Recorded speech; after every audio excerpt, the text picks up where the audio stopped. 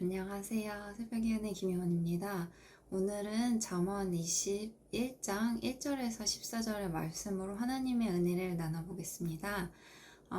묵상 전에 제가 먼저 기도하면서 시작하겠습니다.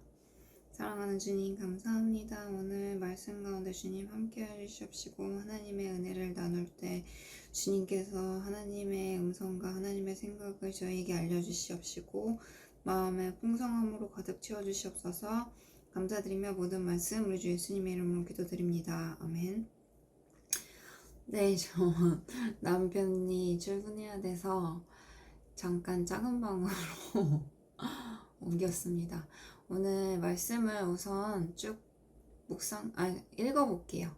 잠언 21장 1절에서 14절 말씀입니다. 제가 먼저 읽어볼게요. 왕의 마음은 여호와의 손에 달려있어 강물과 같이 여호와께서 원하시는 대로 돌리신다. 사람의 행위가 다 자기 눈에는 옳게 보이지만 그 마음은 여호와께서 살펴보신다. 의와 공의를 행하며 사는 것은 희생 제사를 드리는 것보다 여호와께서 더 기뻐하신다. 거만한 눈과 교만한 마음, 악인이 경작하는 것은 죄다. 부지런한 사람의 생각은 풍성한 결과에 이르지만 마음만 급한 생각은 공핍함에 이를 뿐이다. 거짓말하는 혀로 얻은 보물은 죽음을 구하는 자들의 사라지는 물거품과 같다. 악인의 강도질은 자기를 멸망시키리니 그들이 올바르게 살기를 거절하기 때문이다. 죄인의 길은 악하고 굽어있지만 깨끗한 사람의 길은 올바르다. 잘 다투는 아내와 넓은 집에서 사는 것보다 한 지붕 한 모퉁이에 혼자 사는 것이 낫다. 악인의 마음은 악한 것만을 바라니 그는 자기 이웃에게도 은혜를 베풀지 못한다. 거만한 사람이 벌을 받으며 우둔한 사람이 지혜로워지며 지혜로운 사람이 훈계를 받으면 지식을 얻게 된다. 의로우신 하나님께서는 악인의 집을 주목하시고 그를 망하게 하신다. 가난한 사람의 부르짖음에 귀를 막으면 자기도 부르짖게 될 때 아무에게도 응답받지 못할 것이다. 남몰래 주는 선물은 화를 달래고 품에 감춘 뇌물은 큰 진노를 누그러뜨린다. 아멘. 네, 말씀 잘 묵상을 해보셨나요? 한번 동영상 멈추시고 오늘 하나님께서 주신 은혜를 또 다시 곱씹어 보면서 또 마음에 와닿았던 말씀에는 밑줄도 쳐보시고 또 묵상 내용을 한번 노트에 적어보셨으면 좋겠습니다. 네, 저는 미리 묵상을 해왔어요. 제 묵상을 한번 나눠볼게요. 저는 1절 말씀, 5절 말씀, 그리고 9절 말씀, 13절 말씀이 가장 마음에 와닿았습니다. 1절 말씀은 왕의 마음은 여호와의 손에 달려있어 강물과 같이 여호와께서 원하시는 대로 돌리신다. 이 말씀이었어요. 그래서 제가 생각을 해봤는데 왕의 마음이 여호와의 손에 달려있다고 한다는 것은 하나님께서 왕을 붙들고 계신다는 그런 말씀인 것 같았죠. 그래서 저의 인생을 좌지우지할 수 있어 보이는 그런 사람들마저도 하나님께서 붙들고 계신다는 그런 말씀이었어요. 그래서 당장 보이는 것을 믿기보다는 하나님의 이끄심을 믿어야 될 것 같아요. 그래서 저도 사실 소망하는 바가 있고 그래서 무엇을 조금 해놓고 계속 그 상황을 보면서 집착하고 있고 계속 그것을 들여다보고 있었어요. 예를 들면 제가 동화책을 쓰고 싶은 게 소원이라서 동화책 쓰고 한번 보고 또 보고 또 보고 또 보고 하면서 이것이 사람들한테 잘 읽힐 것인가 많이 볼 것인가 막 생각을 한 적도 있었는데 그러니까 또 동화책을 또 보게 하시는 그런 것도 하나님께서 하시는 일인데 하나님을 잘 믿지 않았던 것 같아요. 그리고 제가 지금 퇴사를 했지만 회사 다닐 때도 제가 인사고과 평가를 하시는 그런 분도 나를 어떻게 생각할까? 계속 또 묵상을 하면서 계속 고통스러워 했었던 적이 있었어요. 근데 뭐 결과는 늘 나빴죠. 근데 그 평가하시는 분을 또 주관하시는 분이 하나님이라는 것을 제가 믿었다면 회사 다닐 때도 마음 편했을 텐데 되게 그런 것들이 안타깝습니다. 그래서 내 인상 평가하는 분, 또 내 작품을, 내가 쓴 글을 고르게 하시는 분도 하나님이심을, 하나님의 주권을 인정하고 하나님께 맡겨드리는 제가 되었습니다. 여기서 적용점은 제가 하나님께 맡겨드린 것은 이제 계속 한 번, 두 번, 세 번, 네 번 계속 묵상하지 말고 한 번 맡겨드린 것은 털어내고 다음 스텝을 빠르게 준비하는 제가 되었으면 좋겠다는 생각이 들었어요. 그리고 5절 말씀.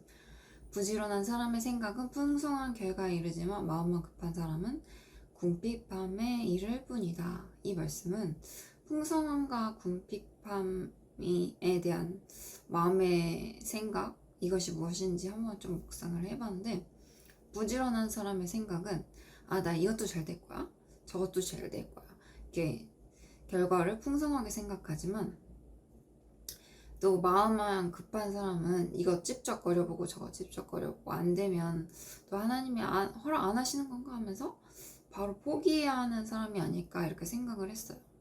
그래서 삶 가운데 이제 부지런히 손을 움직이면서 해야 될 일이 많고, 또 결과를 제가 또 열심히 노력하고 부지런히 손을 움직이면 결과가 풍성하게 묵상이 되더라고요. 근데 제가 노력도 안 해보고 마음이 계속 허덕이면서 이런 생각이 자꾸 드는데, 제가 하고 싶은 것들은 너무 많고 하나 찝쩍거리고 저거 찝쩍거리면서 부지런하지 못하고 마음만 급해서 계속 걱정만 하고 있는 것 같아요.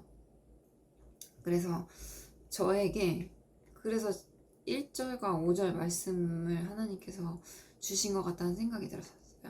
그래서 적용점은 제가 지금 퇴사를 하고 당장 수입이 있는 것은 아니지만 준비해야 될 것들 차근차근 준비하고 하나님께서 일하실 거라는 결과에 대한 풍성한 마음을 갖는 것이 필요할 것 같습니다. 그리고 9절 말씀이 마음에 와닿았어요. 9절 말씀은 잘 다투는 아내와 넓은 집에서 사는 것보다 지붕 한 모퉁이에 혼자 사는 것이 낫다, 이 말씀이었어요. 그래서 남편이나 혹은 와이프랑 다퉈보신 적이 있죠? 네, 어떤 마음이 드셨나요? 숨고 싶고 혼자 있고 싶다는 생각이 들었을 것 같아요. 근데 같이 살면서 혼자만의 공간을 바란다는 것은 하나님께서는 기뻐하시지 않을 것 같다는 마음이 들었어요. 왜냐면 부부는 둘로 나눌 수 없고 이제 하나가 된 거잖아요. 그래서 굉장히 촘촘하게 연결이 되어야 될 것 같아요. 그래서 내 와이프, 내 남편이 아마 어려운 상황에 있고 고통 가운데 진짜 몸부림칠 때도 그 고통까지도 나눌 수 있는 그런 부부가 진짜 부부가 아닐까, 이런 생각이 들었습니다. 그래서 혼자 있고 싶다는 생각이 들 때 늘 뭐 같이 있어야 되는 건 아니지만 나는 와이프랑 있는 것 아니면 남편이랑 있는 게 참 불편하다, 이런 생각이 들면 좀 그럴 것 같아요. 그래서 이제 저는 부부는 같이 있을 때 어색함이 없고 같이 있을 때 편안한 관계가 부부라고 생각합니다. 그래서 저희 적용점은 오늘 남편 퇴근하면 소소한 일상 잘 나누고 함께 붙어있는 기쁨을 누렸으면 좋겠습니다. 13절이 마음에 와닿았어요. 가난한 사람의 부르짖음에 귀를 막으면 자기도 부르짖게 될 때 아무에게도 응답받지 못할 것이다, 이런 말씀이 있었어요. 저도 가난했던 순간이 많이 있었어요. 그때마다 하나님께서 저를 어떻게 사랑하시는지 느꼈냐면 많은 통로문을 통해서 제가 체험을 받았었어요. 그래서 하나님께서 어떤 분을 통해서 저를 채워주실 때 하나님께서 저를 아직도 버리지 않으셨구나, 이렇게 생각을 했거든요. 근데 내가 나중에 내가 부르짖게 될 때 아무도 응답하지 못하게 되니까 나도 누굴 도와야 된다 그러면 너무 슬플 것 같다는 생각이 들었고요. 지금 소외받고 돈이 없는 자, 가난한 자는 여러 가난한 자가 있을 것 같아요. 마음이 가난한 자, 심지어 심령이 불안한 사람들, 그런 분들도 다 가난한 사람이라고 생각을 합니다. 근데 그런 얘기를 들어주는 게 쉽지만은 않아요. 제가 아는 친구 중에 한나라는 친구가 있는데 그 친구는 늘 마음이 가장 소외되고 어려운 친구들을 만나서 먼저 가서 얘기를 나눠주고 뒤에 나오는 물 하고 소소한 것을 많이 베푸는데 그런 모습이 너무 아름답고 사랑스럽다고 느껴졌어요. 그래서 하나님께서 그 친구를 정말 예쁘고 사랑스럽게 만드셨구나 이런 생각이 들었는데 제 마음을 돌아볼 때 마음이 소외되고 가난한 자를 좀 챙기기보다는 힘들어서 저한테 전화하는 언니에게도 문제점을 어떻게 해결해 줄 것인가 그런 거만 골몰해서 막 언니의 마음을 아프게 하기도 하고 그랬었는데 제가 진짜 뭔가 훈수를 두거나 교훈을 주기보다는 그 마음을 따뜻하게 부르짖음에 힘들다고 부르짖을 때 제가 꼭 안아주고 꼭 품어주는 사람이 되었으면 좋겠습니다. 그래서 적용점은 제가 이제 남편이랑 사실 바디 프로필 사진을 찍기로 했어요. 12월 23일인데 그래서 식단 조절을 해서 누구랑 또 만나지 못합니다. 왜냐면 닭가슴살 먹어야 되고 뭐 음식 조절을 해야 돼서 잘 못하고 있는데 이제 그거 끝나거나 아니면 차라도 마시면서 또 소외된 분들의 마음을 잘 이해하는 부르짖음을 잘 이해하는 제가 되었으면 좋겠고 바쁘 끝나면 저 옛날에 공동체 같이 했던 분들 또 불러 모아서 집들이도 하고 마음을 잘 나누는 제가 되었으면 좋겠습니다. 그래서 오늘 감사한 내용 나눠볼게요. 그래서 오늘 저는 말씀을 통해서 하나님께서 저한테 조급하지 말라 그리고 그것까지도 일하시는 분이 하나님이시다. 이런 것을 말씀을 통해 알려주심이 너무나 감사했어요. 그래서 제가 고민하는 것을 잘 듣고 계시는 것 같아서 하나님께 너무 감사드렸고요. 그리고 오늘 말씀처럼 소소한 거 남편이랑 잘 나누고 있는데 저에게도 하나님께서 또 남편과 소소한 일상 잘 나눌 수 있게 해주심을 너무나 감사드렸습니다. 진짜 말씀을 살아내는 것이 정말 쉽지가 않죠. 근데 그럼에도 불구하고 그것들을 진짜 실천할 때 삶이 크게 변화될 줄 믿습니다. 진짜 말씀을 실천하는 건 쉽지 않지만 정말 노력해서 한 명 한 분 한 분의 삶이 정말 예수님의 마음으로 풍성해지고 또 하나님께서 주신 생각을 잘 적용하셔서 정말 삶이 변화되었으면 좋겠습니다. 제가 기도하고 마무리하겠습니다. 사랑하는 주님 감사합니다. 오늘 말씀을 통해서 또 저희에게 지혜를 주시고 또 깨닫게 하시면 감사합니다. 중정거리는 마음과 또 남들이 나를 어떻게 볼까 하는 그런 마음 때문에 두려움도 크고 또 새롭게 시작하는 모든 상황 가운데 하나님께서 저와 동행하실지 거기에 대해서도 걱정합니다.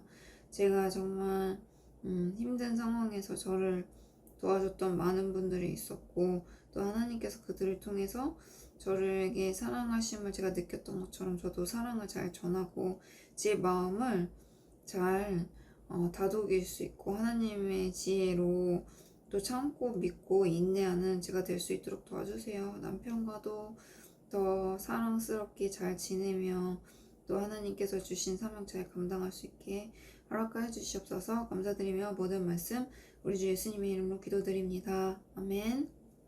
네, 오늘 큐티 여기서 마치도록 하겠습니다. 감사합니다. 내일 만나요.